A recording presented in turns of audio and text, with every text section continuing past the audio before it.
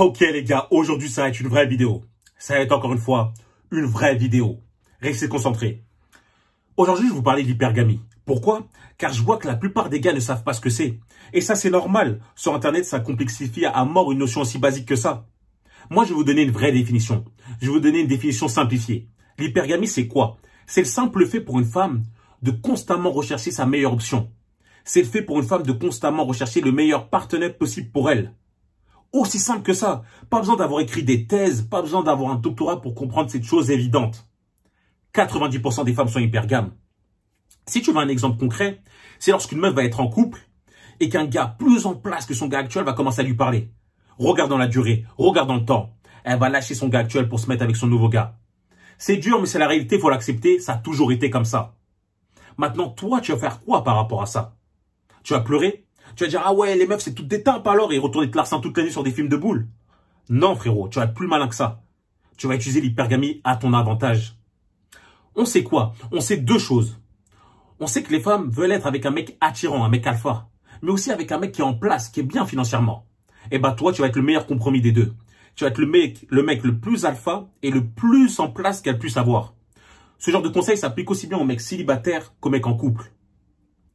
Si tu remarques bien, la plupart des mecs sont soit l'un, soit l'autre. Soit tu as des mecs qui sont en place, qui sont bien financièrement, mais qui ont une mentalité de bêta fragile. Ils sont là, ils font que valider les meufs, ils mettent les meufs sur un piédestal. On dirait c'est des dieux.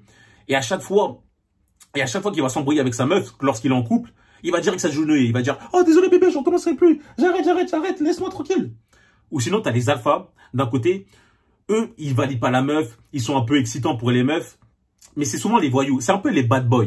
C'est les bad boys et les meufs veulent être avec eux pour les remettre dans le droit chemin. On connaît la rengaine.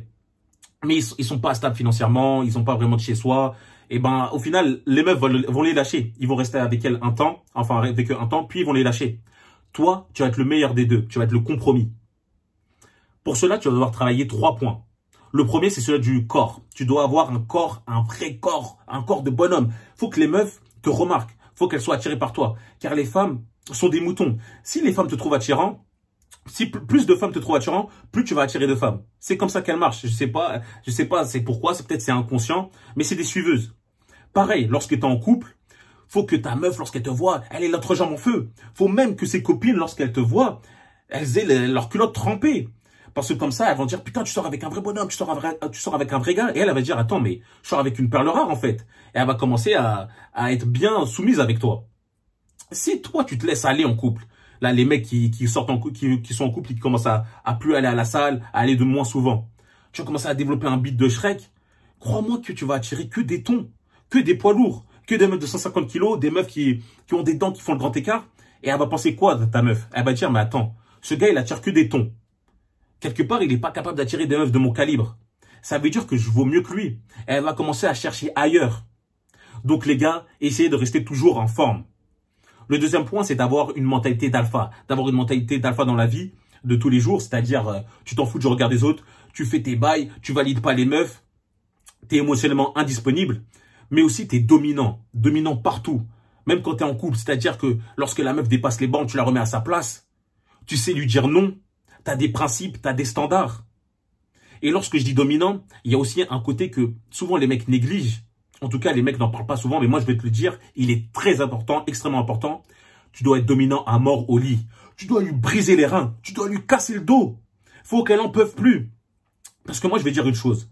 Les meufs, peut-être elles attirent beaucoup de gars. Lorsqu'elles sont jeunes, elles sont cotées, beaucoup de gars veulent les voir.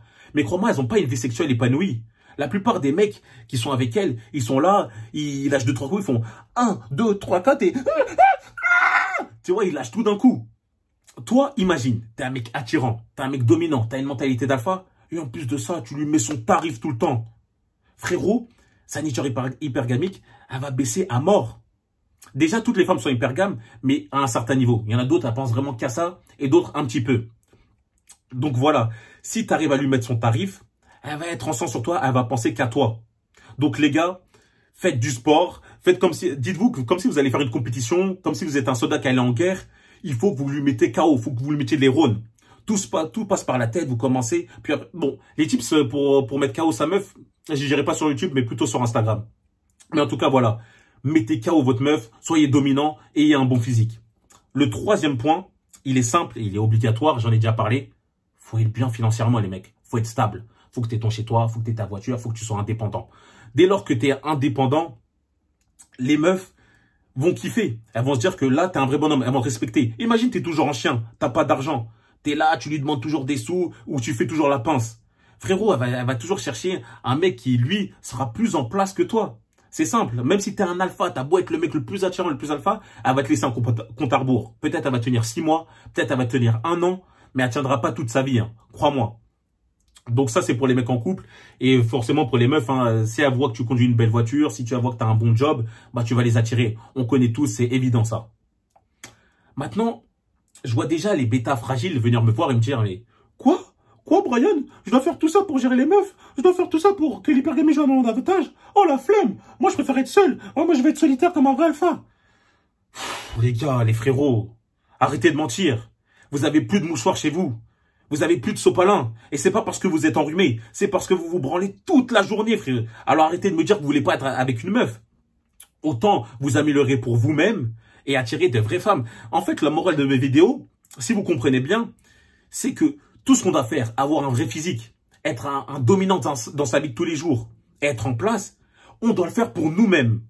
Et après, ça attire naturellement les meufs. Les femmes, c'est juste un bonus. On doit considérer ça comme un bonus, pas comme une priorité. Donc les mecs, comprenez bien ça. Et vous allez voir, dès lors que vous allez vous mettre à réussir, vous allez recevoir des messages, des DM de « ça fait longtemps, qu'est-ce que tu deviens ?» etc. Et les gars, respectez-vous. Dites-leur, la porte c'est là-bas là. T'avais ta chance, maintenant c'est trop tard. Maintenant moi je cherche une vraie femme. Une femme importante. Bah oui, imaginez avant vous attirez des femmes comme ça. Maintenant vous allez attirer des femmes encore meilleures, encore plus belles, encore plus intéressantes dans leur conversation, etc. Donc soyez malins les gars. Soyez des rois, évoluez à mort. Et quand je vous dis ça, c'est pour ça que quand je pense à ça, je dis que les hommes vont toujours rire les derniers. Pourquoi? Car la valeur d'un homme se base souvent sur sa réussite. C'est-à-dire, certes, le physique ça compte, mais surtout sa réussite. Alors qu'une femme, sa valeur c'est souvent sa beauté. Et la beauté c'est éphémère, pas comme la réussite. Dès lors qu'un mec se met à s'investir sur lui-même, à essayer de créer un business ou à avoir un bon job, ça va perdurer dans le temps. La beauté, elle, ça va faire que baisser. Alors, si on prend un mec de 35 ans et une meuf de 35 ans, le mec de 35 ans, il est à son apogée. Il est là, il est en place, il est bien physiquement. Il peut sortir avec n'importe quelle meuf qu'il veut. Alors qu'une meuf, là, si elle est constamment hyper gamme, ah, moi, je change de mec alors qu'elle avait des bons mecs entre les mains, elle change toujours pour essayer d'avoir un bon mec. Si elle n'arrive pas à se caser avant 35 ans, frérot, c'est très, très dur pour une meuf de refaire sa vie. Et oui, c'est éphémère. Donc c'est pour ça que moi je dis, c'est les mecs qui vont rigoler en dernier. Au début c'est un peu dur. Nous les mecs qui ont 20 ans, ils sont là, ils sont en compétition avec des mecs de 30 ans. Mais après la tendance va s'inverser et ce sera à eux de faire la misère. Là, je vous demande pas de faire la misère aux meufs, mais vous en avez compris comment je parle. Donc les gars, c'est le message que je voulais faire passer. Comment faire pour que l'hypergamie joue à votre avantage et pourquoi les mecs rigoleront toujours les derniers. Améliorez-vous, toujours pour vous. N'oubliez pas que c'est vous les rois, les gars. Dès lors que plus tôt vous commencez, hein, parce que vous pouvez être hypergame seulement et seulement si vous vous améliorez. Hein, c'est pas parce que tu vas avoir 30 ans et les meufs vont venir vers toi. Non, si t'es pas en place, t'as un vieux physique et t'es pas dominant, les meufs elles vont toujours pas de cara, même si t'es plus âgé. Donc soyez malins les mecs. J'espère que vous avez bien compris la vidéo. Si vous n'avez pas bien compris ou il y a des points que vous voulez que j'éclaircisse, n'oubliez pas d'écrire un commentaire. J'y répondrai. N'oubliez pas de liker, de vous abonner surtout et de partager si vous pouvez. Merci les gars d'avoir écouté la vidéo. Vas-y, peace.